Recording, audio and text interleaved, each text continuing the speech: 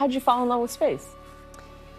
I think that the stars are a shared vision. You know, there's this aspect in, especially science fiction, right? People really gravitate towards the stars because it allows us to imagine what a fair future might look like. Ever since she was a young girl, Amanda Nguyen imagined her future among the stars as an astronaut. I really have a connection with the stars because it's what led my family to freedom. My mom, her siblings are boat refugees from Vietnam, and they use celestial navigation in order to find their way to freedom. Hi, how are you? I wore my flight suit for you. I met up with one of Time's Women of the Year of 2022 at the Liberty Science Center in New Jersey.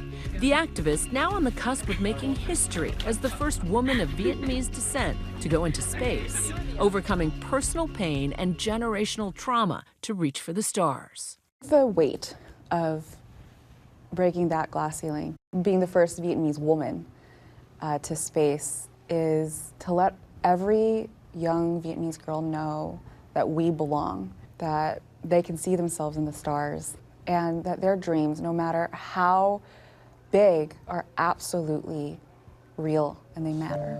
A lifelong dream come true, but it almost didn't happen. During my last semester at Harvard, was raped. I went to do the things that people tell survivors to do. Go get help, go to the police, go to the hospital. But Juju, the worst thing that happened to me wasn't being raped. It was being betrayed by America's criminal justice system. I found out that my rape kit, untested, would be destroyed in 6 months by Massachusetts.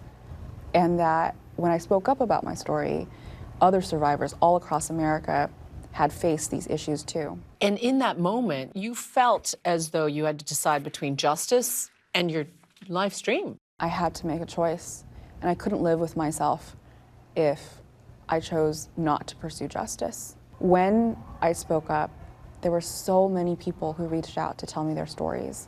And in that moment, I realized that my story wasn't mine alone. Fueled by the way she says her case was mishandled, she turned her trauma into action and a call for change. My name is Amanda Nguyen, and I am a rape survivor. In 2016, the 32-year-old was a major force behind Congress passing a bipartisan sexual assault survivors' Bill of Rights. When President Obama signed my law, we heard from over 1 million people around the world who shared their stories and wanted to join into the fight, wanted to bring this fight on a global level.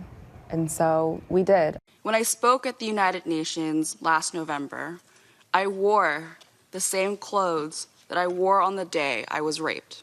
It was not only to save my own rape kit from destruction, but also for the 25 million other rape survivors in the United States. The right to be notified about your rights. The right to not have your evidence be destroyed. The right to not have to pay for your rape kit. The right to request a police report.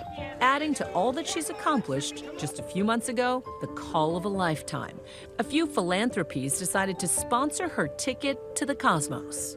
You know, with this flight, I'm so grateful to Blue Origin, to Space for Humanity, to the supporters, because it symbolizes this idea that many astronauts go through when they see Earth for the first time. When they look back, they are overwhelmed with the fact that everyone is on this pale blue dot. This one is very special to me. So this is the note I wrote to myself after I left the hospital after my rape kit.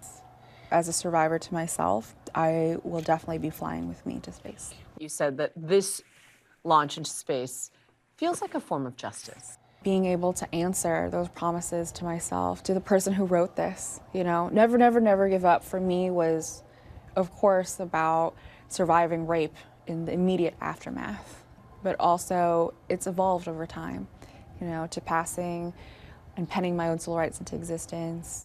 Though no date has been announced, the new Shepard rocket will launch later this year. This one is a picture of my mother, my grandma, and my grandpa. It was taken by my uncle, who was the captain of the boat. With Amanda on board, carrying her family story with her. Mẹ bơi để cho con có thể bay, mẹ vượt đại dương để cho con có thể chậm cả bầu trời. And can you translate that now for me in English? Yes, it means you swam so I can fly, you crossed the ocean so I can touch the sky. I get misty-eyed every time you say that. What does that phrase mean for you as you sit preparing for a launch into space?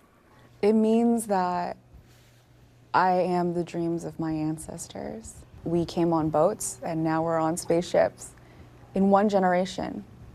That really speaks to the power that we have, that Asian women have.